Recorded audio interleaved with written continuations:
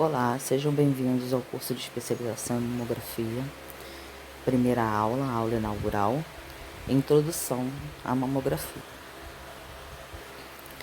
Nós temos aqui duas pinturas que trazem Santa Ágata, que tem como referência o martírio que ela passou, que fez com que ela se tornasse a patrona da mamografia, tá?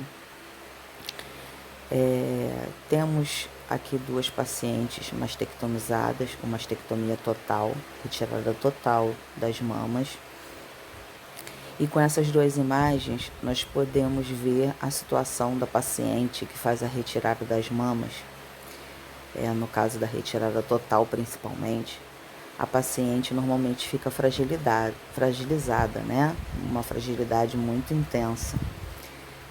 A aceitação faz parte do processo da paciente e nem sempre esse processo é um processo tranquilo, é um processo suave, porque além de todo o drama de passar por uma doença que muitas das vezes pode levar ao óbito, nós temos também o drama da paciente perder a sua feminilidade com a retirada das mamas. Nem sempre a paciente tem condições financeiras de fazer um enxerto, a reconstrução das mamas. Então, às vezes, a paciente que faz a retirada total das mamas, ela perde muito mais do que só as mamas, né? Ela perde o símbolo da sua feminilidade.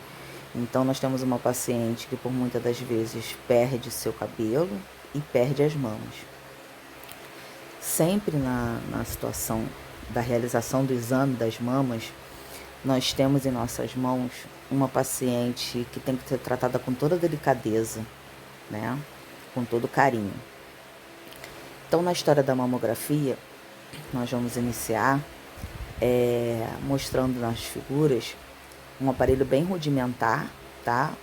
Os primeiros aparelhos utilizados para mama foram aparelhos adaptados do raio-x convencional. Então, nós tínhamos um método muito rústico de realização, tá?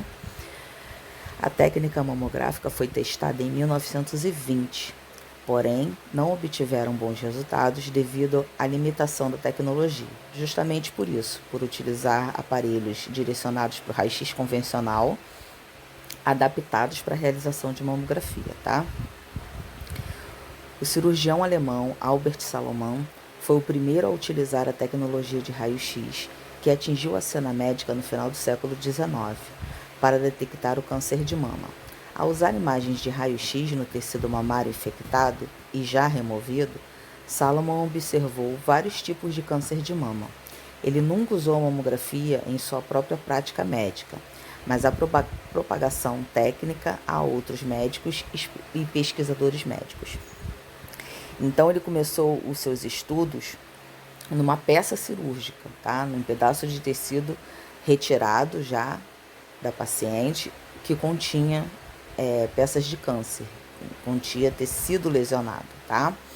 Ele não utilizou para seu próprio diagnóstico, mas realizou pesquisas e métodos de visualização que foram passados para outros médicos e outros pesquisadores, tá?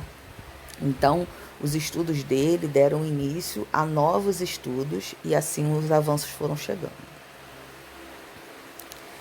18 anos após a descoberta dos raios-x, começaram a ser feitas radiografias de lesões mamárias. Não era realizado anteriormente, logo no início, né? Imagens da mama ainda em peça anatômica do paciente, tá bom? Eram peças cirúrgicas, ou seja, pedaços da mama que eram retirados cirurgicamente que continham câncer. Em 1913, a primeira radiografia mamária foi feita por Albert Salomon, cirurgião alemão. Ele radiografou peças cirúrgicas obtidas de cirurgias de mastectomia e encontrou pequenos pontos denominados de microcalcificações. Na década de 20, o pesquisador alemão Vogel forneceu descrições médicas de como imagens de raio-x mostravam diferenças no tecido mamário, formando um conjunto de protocolos de identificação que os médicos continuam a usar até hoje. Em 1930, foi feita a primeira radiografia na incidência médio-lateral em vivo, ou seja, com a peça mamária anatômica no paciente, em Stanford, Nova York. O médico radiologista uruguaio Raul Leborgne descobre a importância de um melhor posicionamento e a necessidade da compressão. Antes de Leborgne, diversos autores tentaram testar a utilidade da radiologia da mama na avaliação de lesões mamárias tais como Salomon, em 1913, Beraldi, do Brasil, e Carlos Domingos, do Uruguai, Warren, em 1930, nos Estados Unidos, mas esses resultados foram desencorajadores, por utilizar um aparelho muito rudimentar. Então, era possível realizar imagens da mama, era possível visualizar lesões, mas ainda não era possível diagnosticá-las, tá? Não era possível uma visualização de imagens conclusivas para poder identificar o tipo de lesão encontrada na mama, tá? Pode-se dizer que o verdadeiro percussor da moderna radiologia das mamas foi o professor Leborgne, que a partir de 1943 começou a desenvolver suas pesquisas nesse campo em Montevidéu, conseguindo produzir imagens de alta qualidade para a época e descrever com alta precisão as principais características de lesões benignas e malignas na mama, tá? Então, em 1943, já foi possível laudar as imagens visualizadas e diferenciar as lesões. Já era possível perceber o tipo de lesão através da imagem da mama. Raul Leborgne concluiu que, comprimindo-se a mama, obtém-se uma melhor qualidade de imagem. Foi o primeiro médico a associar câncer de mama a microcalcificações, ao encontrá-las em 30% de uma quantidade de casos radiografados. Então, com o passar do tempo, ainda literalmente a nível de testes, ele percebeu que alguns tipos de lesões mamárias, de imagens diagnosticáveis, eram associadas ao câncer. Por quê?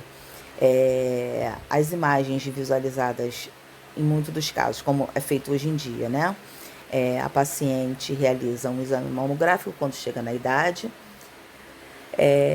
e a partir daí ela faz o acompanhamento dessas imagens. Todo ano ela faz uma nova mamografia que é comparada com a mamografia anterior, tá? Então é possível perceber hoje em dia se o quadro das lesões evolui ou se ele estaciona. Então, dependendo do tipo de lesão, a paciente vai realizar o exame. Por exemplo, esse ano ela realiza o exame e é comparado com as imagens do ano passado. E o médico pode perceber se as lesões do ano passado evoluíram nesse ano, se estão do mesmo tamanho, se estão com as mesmas características, a mesma quantidade de lesões, tá? Na década de 1950, o radiologista mundialmente renomado Dr. Jacob Gerson usava a mamografia para rastrear o câncer de mama na primeira tentativa de uma aplicação preventiva prática da técnica.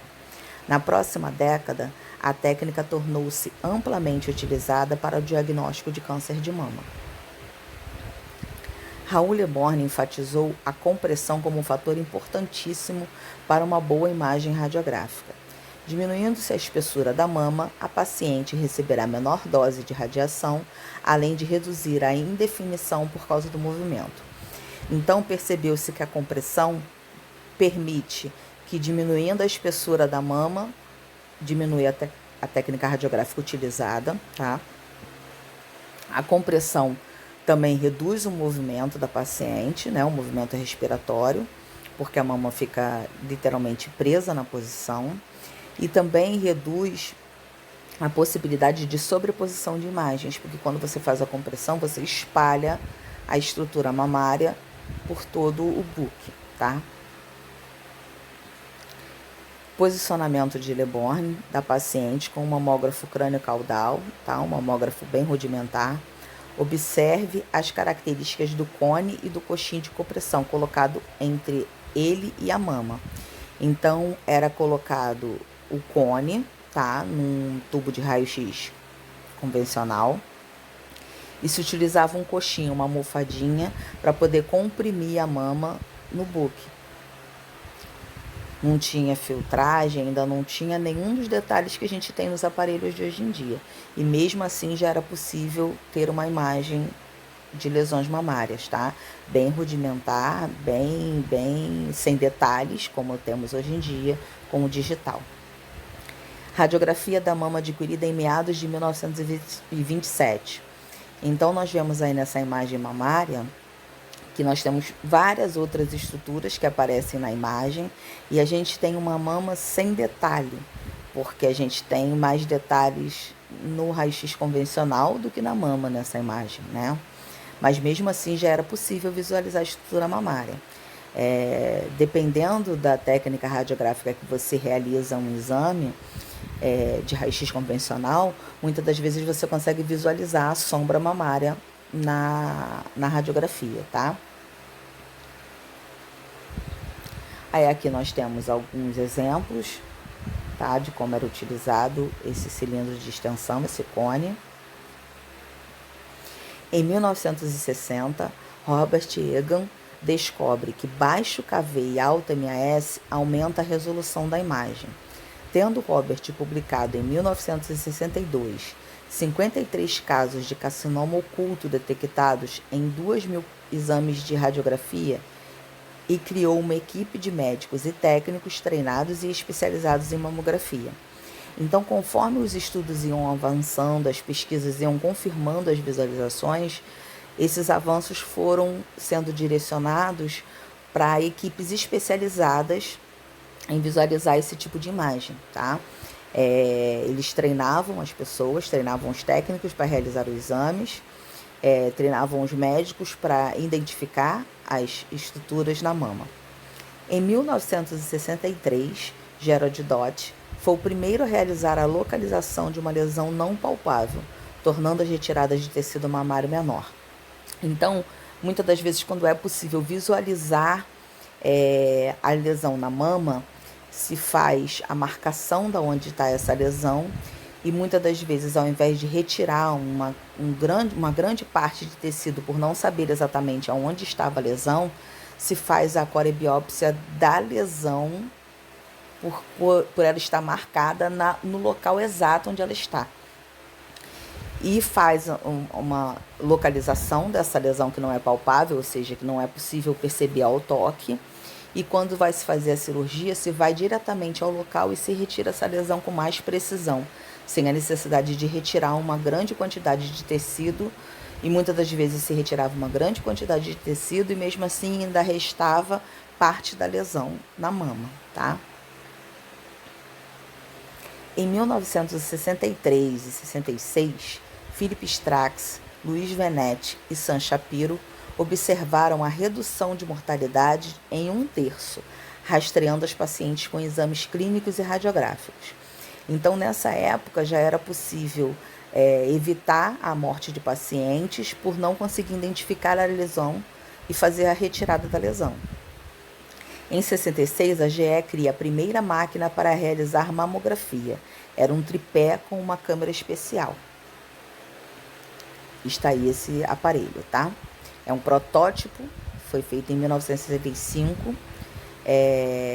era adaptado de um cenógrafo, apropriadamente chamado de trípede, que quer dizer tripé, 3 pés. Em 67, Charles Gros lança o primeiro cenógrafo, que significa pintura do seio, em francês, pela CGR, destinado exclusivamente à mamografia. Uma equipe de pesquisa projetou uma unidade básica, incorporando um espectro de raio-x mais específico a um tubo para obter melhor foco no tecido mamário e na cavidade torácica. Através de um projeto dedicado e da implementação de molibdênio, um componente metálico resistente, essa máquina, composta por um tubo e uma lente apoiados em um tripé, produziu imagens de melhor qualidade do que as mamografias improvisadas, obtidas por equipamentos de radiologia convencional da época. Aqui está o primeiro cenógrafo, tá? Já direcionado para a mamografia. Ele foi lançado em 66. Em 71, Gallagher e Martin foram os primeiros a reconhecer que uma neodensidade na mamografia poderia ser um sinal precoce da existência de tumor na mama. Em 77, Nordenstam, do Instituto Karolinkas de Estocolmo, Suécia, desenvolveu o primeiro sistema de estereotaxia. Em 80, a GE desenvolveu os primeiros equipamentos motorizados para compressão. Infelizmente, a compressão é desconfortável, mas é necessária para reduzir a espessura do tecido mamário, reduzindo também o tempo de exposição e aumentando a resolução. Ainda em 80, o projeto de segunda geração reduziu significativamente o tempo de exposição, dando mais confiança aos pacientes durante o procedimento. A máquina também oferecia mais resolução e precisão e utilizava um tipo de filme mais avançado para proporcionar melhores detalhes. Em 1987, quase no final da década, vários outros desafios ajudaram a formar a história da mamografia. A GE Sistemas Médicos comprou a CGR em 1987 e começou a liderar projetos de aprimoramento, incluindo um componente acessório para a biópsia de mama. Em 89, Azevedo e Svenne, da Suécia, publicam os primeiros casos utilizando a punção por agulha fina orientada para estereotaxia. A GE lançou em seus equipamentos um filtro de ródio, um elemento usado no tubo de raio-x que permite melhor penetração no tecido mamário com menos exposição. A tecnologia do ródio é especialmente útil para mamas densas. Em 96, lança o primeiro sistema de biópsia a vácuo, desenvolvido por Parker e associados, permitindo excelentes resultados na obtenção de amostras de tecidos para estudo histopatológico. Então, quando é feita a corebiópsia, é retirada uma parte do tecido da lesão para que seja feito o estudo histopatológico para poder determinar se essa lesão é maligna ou benigna, para daí poder se direcionar para a retirada dessa lesão.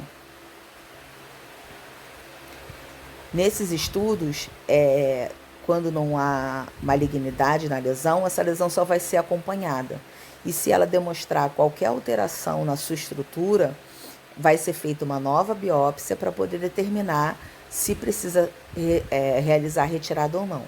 Então, antes da possibilidade da corebiópsia da lesão, qualquer lesão era retirada para a partir daí ser feito o estudo para poder determinar se precisava fazer uma retirada de mais tecido ou não.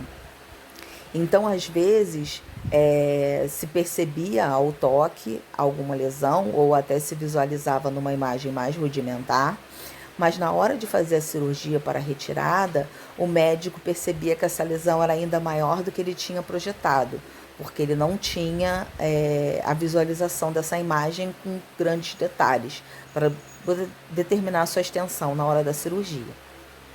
Então, às vezes, ocorria um caso de retirar uma parte grande de tecido mamário para poder retirar toda essa lesão e não era uma lesão de malignidade. Então, era feita uma extirpação de tecido mamário literalmente sem necessidade, porque se é uma lesão não maligna, ela só vai ser acompanhada para ver se ela vai ter alguma alteração ou não. Então, muitas das vezes, a cirurgia, que é bem mais invasiva do que a biópsia, tá? Apesar da biópsia ser bem desconfortável, a cirurgia é bem mais invasiva e muitas das vezes não havia necessidade da retirada desse tecido. Com o uso da mamografia, cresceu nos anos 60 e 70, alguns na área médica questionaram o impacto das radiações na saúde. Ao expor os pacientes ao alto nível de radiação, porque são feitas várias incidências mamográficas, tá? Essas preocupações levaram à criação de um filme mamográfico que reduz a radiação emitida. Então, nós temos hoje em dia a utilização de um filme uniemocionado, é um filme que tem a emulsão de um lado só, e um chassi que tem ecrã só de um lado. Então, a radiação utilizada para sensibilizar essa película é bem menor do que a utilizada num filme de emissão dupla. Em 71, Dr. João Sampaio Góes, estudante de medicina João Carlos Sampaio Góes, arrumou as malas e foi para a França estudar com o próprio físico e radiologista Charles Gros e retornou como o primeiro técnico em mamografia do Brasil. Então, o primeiro técnico em mamografia do Brasil foi um médico. Em seguida, ele transmitiu todo o seu conhecimento para Norma Pandolfi e juntos eles disseminaram a mamografia no Brasil. Então, como praticamente tudo dentro da área de medicina e saúde, é preciso que alguém tenha a incidiva de buscar essa informação e transmitir essa informação. Então, ele, por conta própria, foi para lá aprender tudo que estava sendo projetado sobre a mamografia e nos trouxe para cá para passar essa informação para todos nós, tá? Nós temos aqui exemplos de mamógrafos. Temos aqui nessa outra foto um Mammomat da Siemens, tá? Que é um dos aparelhos mais atuais, mais recentes. Temos aqui um aparelho digital, que já é uma tecnologia bem avançada. Um estudo de 4 anos realizado pelo Instituto Nacional do Câncer no início de 1970, com cerca de 270 mulheres nos Estados Unidos, mostrou que as mulheres que tiveram tumores não cancerosos descobertos em exames de mama e submetidas a cirurgias eram desnecessárias. Essas constatações levaram a diretrizes referentes aos grupos etários de mulheres que se beneficiariam mais de mamografias regulares. Por que é importante? O câncer de mama continua a ser uma das principais causas de morte entre as mulheres, ressaltando a necessidade de mamografias entre determinados grupos de idade para a detecção precoce do câncer. Em muitos casos, a mamografia pode detectar tumores em estágios menores, mais tratáveis, o que leva a uma vida mais longa. Então, quando o tumor mamário ele é detectado de forma bem precoce, ele é tratável. Então, a paciente posterga a retirada de tecido mamário e tem uma sobrevida bem maior, porque ela consegue tratar, faz radioterapia, quimioterapia. Então, muitas das vezes, quando a lesão é detectada num estágio muito avançado, se faz até a retirada total das mamas para poder retirar em totalidade as lesões. Mas a gente sabe que o câncer ele tem aquele drama, né, de poder se espalhar pelo corpo através da corrente sanguínea. Então, quando uma lesão demora muito para ser retirada, parte de suas células já pode ter entrado na corrente sanguínea e já pode estar em um outro local do corpo, em uma outra parte do corpo. Então, às vezes, a paciente que demorou muito tempo para detectar essa lesão, retira as mamas, mas o tumor já está em metástase em outra região, em outro órgão. A Universidade do Texas publicou um estudo em 2005, concluindo que as mulheres cujo câncer de mama foi revelado através da mamografia tinham taxas de sobrevivência muito mais elevadas do que aquelas que encontraram seu câncer de outra maneira, como, por exemplo, perceber fisicamente um nódulo na mama. Existem lesões cancerígenas muito pequenas que não são percebidas ao toque. Então, a mamografia ela é muito importante para demonstrar essas lesões menores. Muitas das vezes, uma lesão que já é palpável, já é sentida ao toque nas mamas, já é uma lesão grande demais, já é uma lesão que já ocorreu metástase.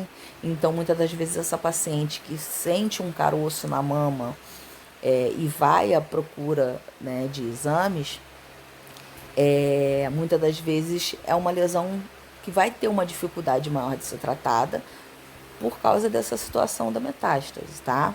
Mas também nós temos os casos das pacientes que não estão dentro da faixa etária, tá, direcionada para a realização dos exames.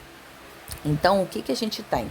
A gente tem o grupo de risco, que são pacientes que têm histórico de câncer de mama familiar. Temos o gene recessivo, que temos pacientes que são hereditariamente propensas a ter câncer de mama, tá?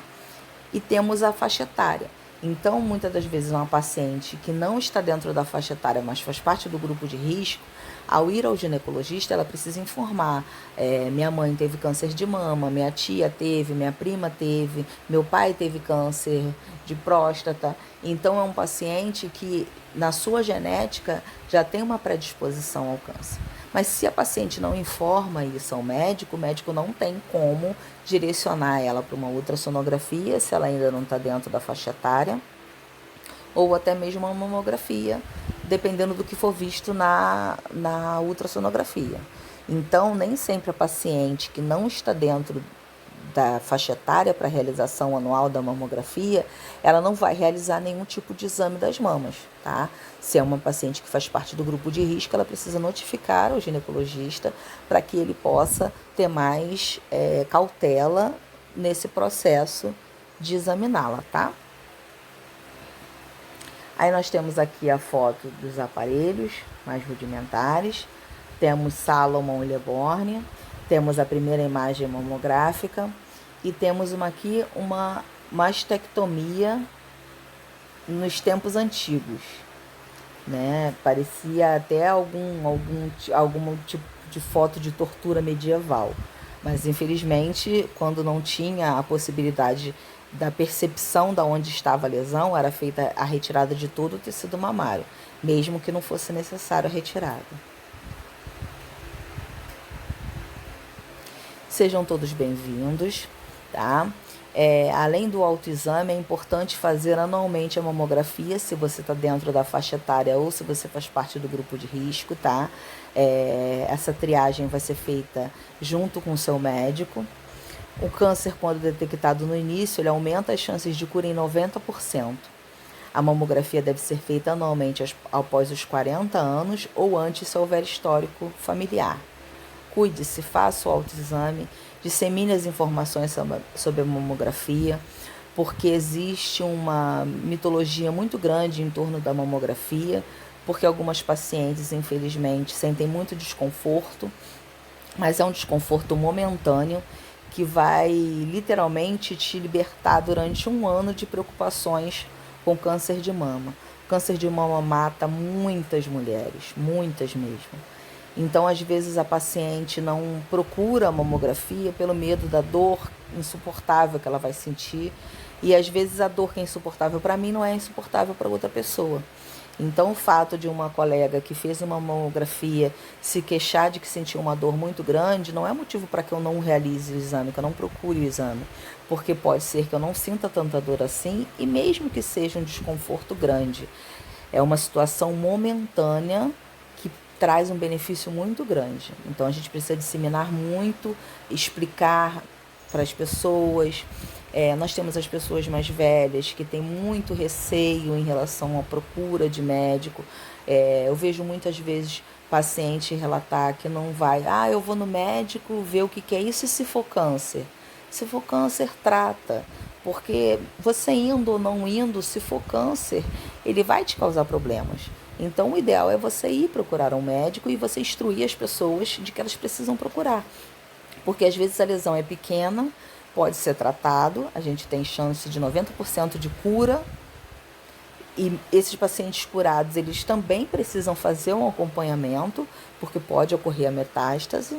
Então, esse paciente ele não pode, por exemplo, teve câncer de mama, curou. Nunca mais eu vou ao médico novamente, porque se eu for, eu posso encontrar um câncer. É mais fácil encontrar o câncer e tratar e ter uma sobrevida, e não tratar e vir a óbito. Então, a gente precisa desmitificar muitas coisas. As pessoas que não têm acesso à informação em larga escala, a nível de saúde, as pessoas não procuram muito esse tipo de informação, então nós somos a via de transmissão dessas informações. Então, o ideal é que a gente estude bastante, que a gente conheça bastante, para que a gente possa